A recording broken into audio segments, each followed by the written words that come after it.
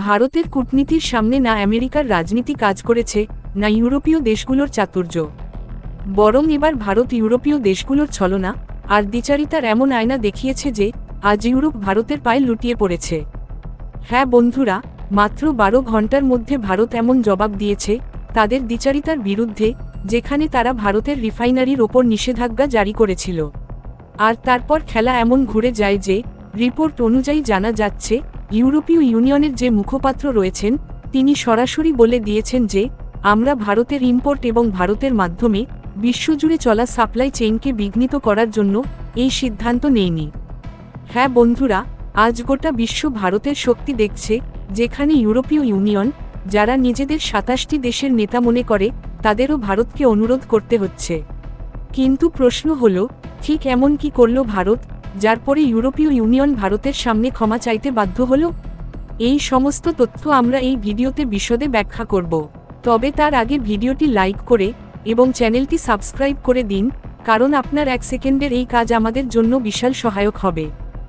দেখুন, সম্প্রতি ঘটনাটি এমনভাবে ঘটেছে, প্রথমে ডোনাল্ড ট্রাম্প হুমকি দেন যে ভারত ও চীনের মতো দেশগুলো যদি এখনও রাশিয়া থেকে ক্রুড অয়েল অর্থাৎ অপরিশোধিত তেল কেনা বন্ধ না করে, তবে তাদের ওপর 500% ট্যারিফ আরোপ করা হবে। যদিও এই হুমকি কেবল কথার মধ্যেই সীমাবদ্ধ থাকে, কারণ ভারত ইতিমধ্যেই WTO এর দরজা পর্যন্ত পৌঁছে যায় এবং আমেরিকার কাছে ভারত এতটাই গুরুত্বপূর্ণ যে তারা চাইলেও এই পদক্ষেপ নিতে পারে না। কিন্তু সম্ভবত এরপর আমেরিকা আবার একটি নতুন চাল চলতে থাকে। এবার শত্রু মিত্রের এই দাবার খেলায় আমেরিকা পাশে নেয় ন্যাটোকে, একটি 32টি দেশের সামরিক জোট যার নেতৃত্ব আমেরিকার হাতে। ন্যাটো এর চিফ কথোপকথনের মাঝে এক হুমকিমূলক সুরে বলেন যে ভারত, ব্রাজিল এবং চীনের মতো দেশগুলো যদি রাশিয়া থেকে কাঁচা তেল কেনে বা রাশিয়ার সঙ্গে কোনো ধরনের বাণিজ্য করে, তাহলে সেই দেশগুলোর ওপর ন্যাটো সরাসরি 100% স্যাংশন আরোপ করবে। কিন্তু এখানেও ভারত একচুলও পিছিয়ে থাকেনি। ভারত স্পষ্ট জানিয়ে দেয়, নেটো একটি সামরিক সংস্থা, পৃথিবীর আদালত নয়, যার কথায় তারা তাদের সিদ্ধান্ত নেবে। বরং তারা তাদের এনার্জি সিকিউরিটির দিক বিবেচনা করে ঠিক করবে কোথা থেকে কি কেনা এবং বিক্রি হবে। এখানেই যখন ভারত নেটো এর দ্বিচারিতার পর্দা ফাঁস করে দেয়, তখন ইউরোপীয় ইউনিয়নের গায়ে একেবারে মরিচ লাগে। মরিচ এতটাই জ্বলে ওঠে কারণ দেখা যায় নেটো এর 32টি সদস্য দেশের মধ্যে কেবল 2টি, কানাডা ও যুক্তরাষ্ট্র, উত্তর আমেরিকার দেশ। বাকি 30টি দেশ ইউরোপের। এই কারণে যখন ভারত ন্যাটোর হুমকিকে পাত্তা দেয়নি, তখন ইউরোপীয় ইউনিয়ন এতটাই ক্ষিপ্ত হয়ে ওঠে যে তারা নিজেদের তরফে সিদ্ধান্ত নেওয়া শুরু করে এবং সিদ্ধান্ত নিতে নিতে রাশিয়ার বিরুদ্ধে 18তম স্যাংশন প্যাকেজ পেশ করে ফেলে। কারণ সমস্ত পশ্চিমা দেশ একজোট হয়ে রাশিয়াকে পঙ্গু করতে চায়, যাতে রাশিয়া ইউক্রেনের সামনে হাঁটু গেড়ে বসতে বাধ্য হয়। কিন্তু এই পরিস্থিতির মধ্যেই ভারতকে লক্ষ্য করে যে ঈর্ষা জমেছিল, তার প্রতিশোধ নিতেই চেষ্টা করা হয় এবং সেই উদ্দেশ্যে 18তম স্যাংশন প্যাকেজে প্রথম যে সিদ্ধান্ত নেওয়া হয় তা হল গুজরাটের নায়ারা এনার্জি লিমিটেড এর ওপর নিষেধাজ্ঞা চাপানো, যা ভারতের দ্বিতীয় বৃহত্তম রিফাইনারি। তারা যখন ভারতে অবস্থিত রাশিয়ার রিফাইনারির ওপর নিষেধাজ্ঞা আরোপ করে, তখন ভারত এক বিশাল সুযোগ খুঁজে পায়। প্রথমত, যে রিফাইন্ড ক্রুড অয়েল ভারতে তৈরি হচ্ছিল তা সস্তায় কিনে ইউরোপ নিজের লাভের ব্যবস্থা করে রেখেছিল। দ্বিতীয়ত, এই ইউরোপীয় দেশগুলো নিজেরা রাশিয়া থেকে সরাসরি লিকুইফাইড ন্যাচারাল গ্যাস আমদানি করছে। এমনকি আমেরিকায় টাইটেনিয়াম সংশ্লিষ্ট একাধিক রাশিয়ান কোম্পানি এখনও কাজ করছে এবং তাদের বিশাল বিনিয়োগ এখনও চালু আছে। এই দ্বিচারিতার কারণেই ভারতের বিদেশ মন্ত্রক তাদের পাখণ্ডী বলে আখ্যা দেয় এবং স্পষ্ট জানিয়ে দেয় যে তাদের এই নীতিগুলো সম্পূর্ণরূপে দ্বিমুখী। ভারতের এই জবাবের পর ইউরোপীয় ইউনিয়নের হুঁশ ফিরতে বাধ্য হয়। তারা এখন ভারতের পায়ে পড়ে ব্যাখ্যা দিতে লেগেছে। খবর আসছে যে ইউরোপীয় ইউনিয়নের এনভয় বা প্রতিনিধি ভারত সরকারের কাছে এই বিষয়ে ব্যাখ্যা দিয়েছেন। রিপোর্ট অনুযায়ী তারা তাদের ব্যাখ্যায় জানিয়েছেন, এই নিষেধাজ্ঞা কেবল রাশিয়ার বিরুদ্ধে আরোপিত হয়েছে, ভারতের বিরুদ্ধে নয়, এবং এই নিষেধাজ্ঞার ফলে ভারতের ক্রয় বা বৈশ্বিক সরবরাহ ব্যবস্থার ওপর কোনো নেতিবাচক প্রভাব পড়বে না। আরজি বিজনেসের রিপোর্ট অনুযায়ী এই বক্তব্য আরও স্পষ্টভাবে বলা হয়েছে যে ইউরোপীয় ইউনিয়ন ভারতের আমদানি বন্ধ করছে না। যদিও তারা সরাসরি এই কথা বলেনি যে আপনারা রাশিয়া থেকে তেল কিনতে পারেন, তবে পরোক্ষভাবে তারা এই ইঙ্গিত দিয়েছে যে ভারতের ওপর কোনো বাধা আরোপ করা হচ্ছে না।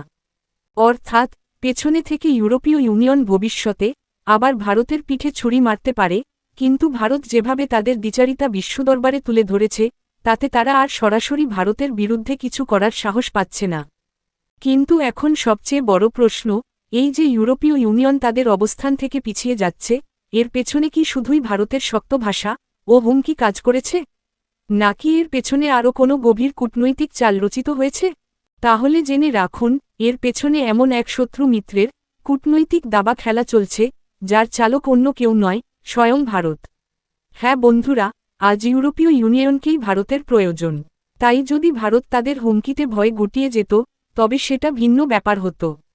কিন্তু যখন ভারত বুক চিতিয়ে প্রতিরোধ করছে, তখন তারা ভারতের জন্য অকারণে কোনো সংকট সৃষ্টি করার সাহস করতে পারছে না। কারণ ইউরোপের ভারতনির্ভরতা বিভিন্ন ক্ষেত্রে স্পষ্ট, বিশেষত অর্থনৈতিক, কৌশলগত ও প্রযুক্তিগত ক্ষেত্রগুলোতে।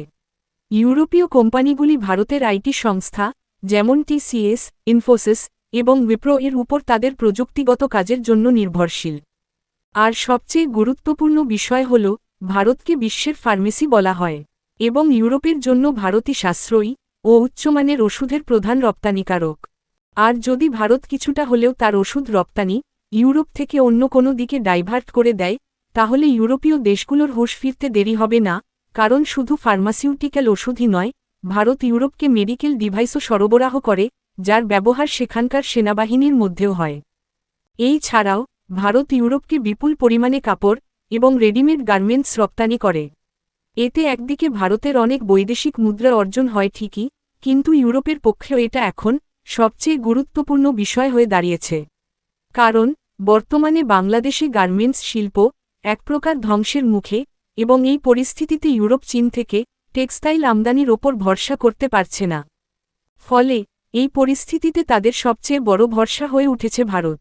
শুধু তাই নয়, এখন ইউরোপ ভারতকে একটি প্রধান কৌশলগত অংশীদার হিসেবেও গণ্য করছে, বিশেষ করে ক্রমবর্ধমান চীনা প্রভাবকে ভারসাম্য করার জন্য।